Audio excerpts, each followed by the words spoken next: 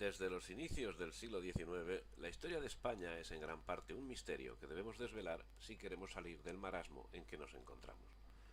Al respecto, vamos a ir desgranando algo que sabemos y algo que por lo general es desconocido.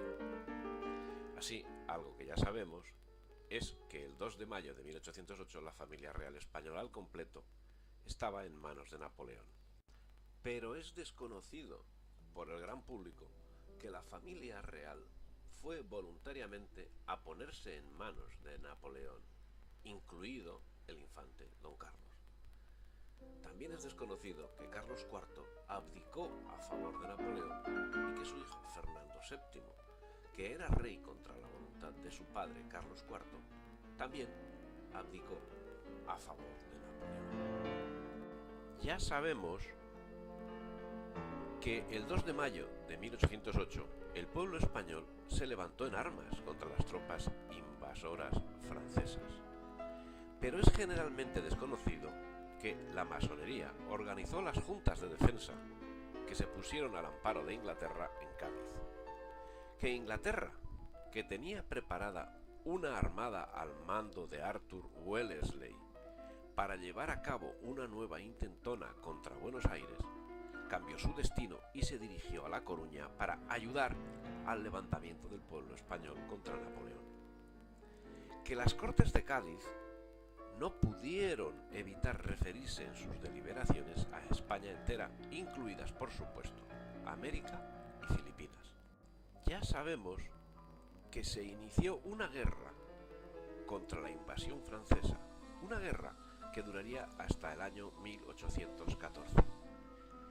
Sabemos que el 22 de marzo de 1814, tras el Tratado de Valencé, quedó restaurada la monarquía de Fernando VII.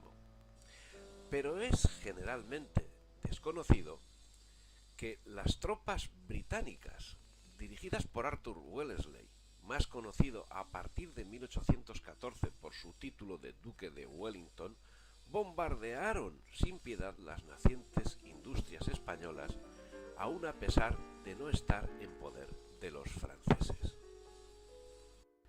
Que el 30 de enero de 1812 fue creado por Fernando VII el Ducado de Ciudad Rodrigo a favor del mariscal Arthur Wellesley, pasando a formar parte de la grandeza de España alguien que 4 años antes comandaba una fuerza naval destinada justamente a invadir España. También sabemos que el 29 de septiembre de 1833 fallecía Fernando VII y subía al trono a los 2 años de edad Isabel II, dando inicio en ese momento la Primera Guerra Carlista. Pero desconocemos que el pretendiente, el príncipe Carlos, titulado Carlos V, había sido protegido de Inglaterra. Que ya durante el reinado de Fernando VII, los británicos tomaron posiciones que nunca han abandonado en la estructura social y política de España. Que durante la guerra, Inglaterra ayudaba a los dos contendientes, a los isabelinos con tropas y en concreto a Cabrera con armas. Que en 1835, y tras volver del exilio en Inglaterra justamente, hace acto de presencia Juan Álvarez Méndez, Mendizábal, agente de Inglaterra que poco antes había ocasionado la caída del rey Miguel de Portugal, protector de las aspiraciones de don Carlos. Que Inglaterra se hizo con la minería, con el comercio, con la poca industria de la península, al tiempo que en la España americana promovió un movimiento secesionista cuyos ejércitos y marina estaban compuestos principalmente por voluntarios ingleses.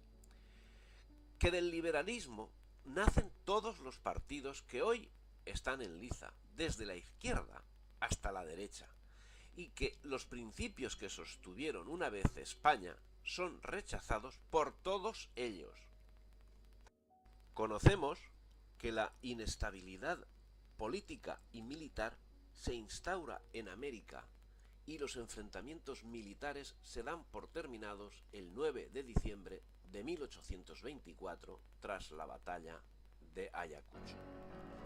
Pero generalmente desconocemos que en el periodo que va de 1808 a 1829, los agentes británicos ocupan los principales centros de control económico y político, situación que no ha cambiado hasta el momento ni a este lado del Atlántico ni al otro.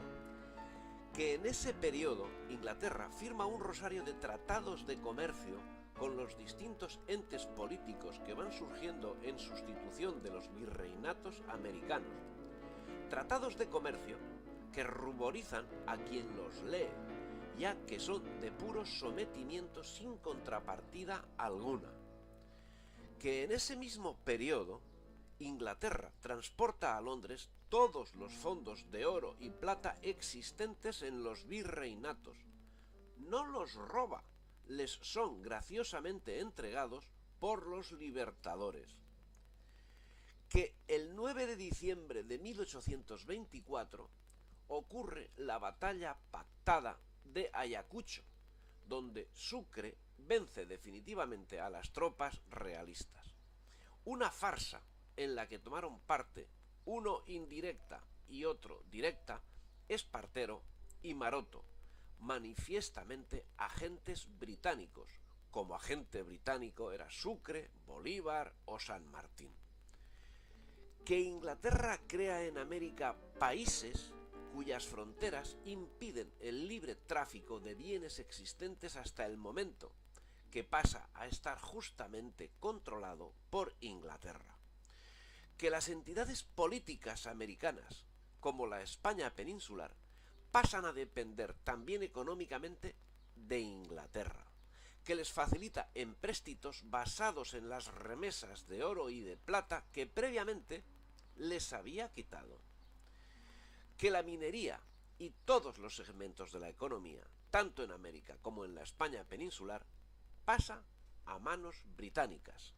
También conocemos que desde finales del siglo XIX, Inglaterra promueve el fin del tráfico de esclavos, mientras sus agentes en España y Portugal lo mantienen. También en los Estados Unidos, el mercado esclavista se muestra boyante.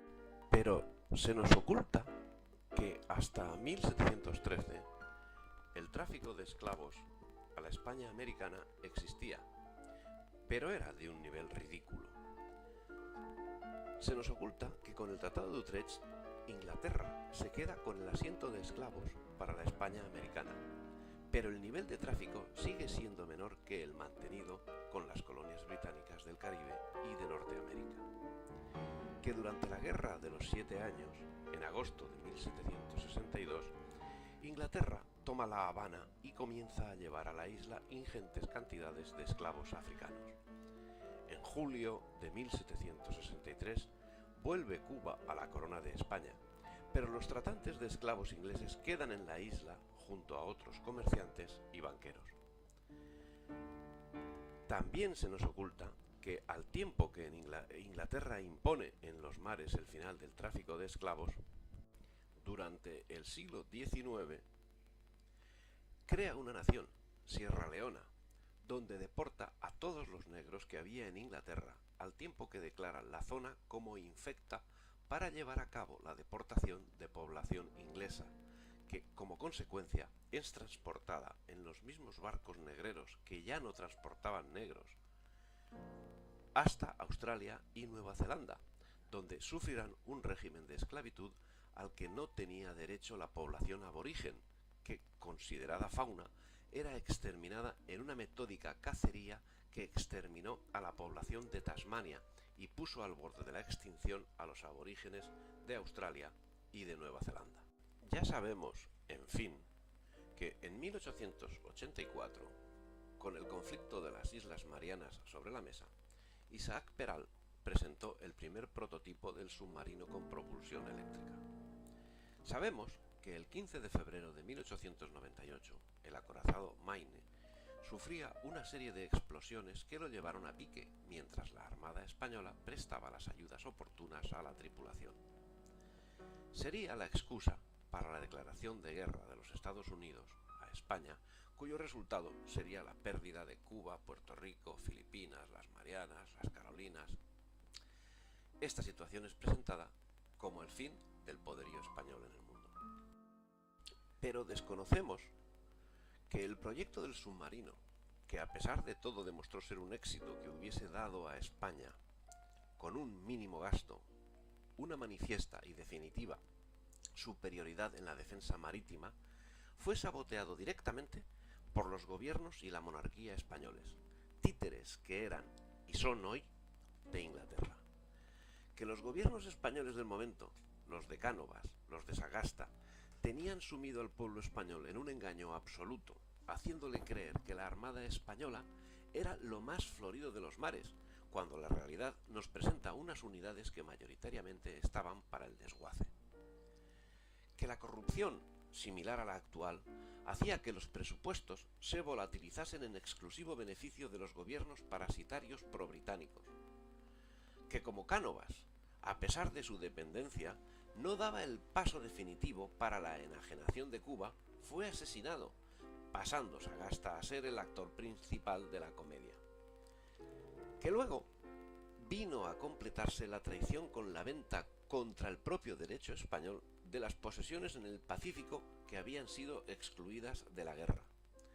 Que todo lo acaecido en España desde 1808 hasta hoy mismo es obra de agentes británicos, generalmente con nombre español.